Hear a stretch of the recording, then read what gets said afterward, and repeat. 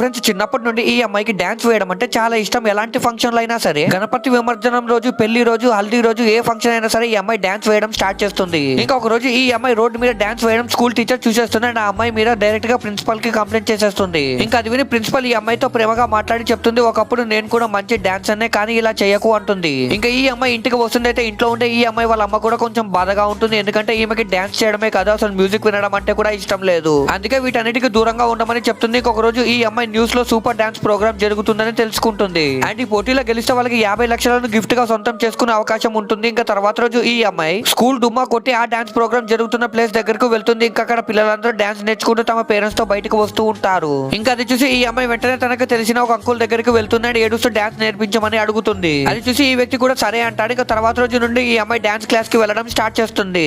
అక్కడ ఈ అమ్మాయి వేసిన డాన్స్ పర్ఫార్మెన్స్ ని చూసి వీళ్ళంతా ఏం చేశారో చూసే ముందు మీకు ఈ డబ్బుల కంటే మీ అమ్మ ప్రేమ గొప్పదని భావిస్తే వీడియోని లైక్ చేసి ఛానల్ ని సబ్స్క్రైబ్ చేసుకొని కామెంట్ లో లవ్ యూ మా టైప్ చేయండి. చివరికి ఈ అమ్మాయి వేసిన డాన్స్ పర్ఫార్మెన్స్ కి అందరూ ఫిదా అయిపోతారు.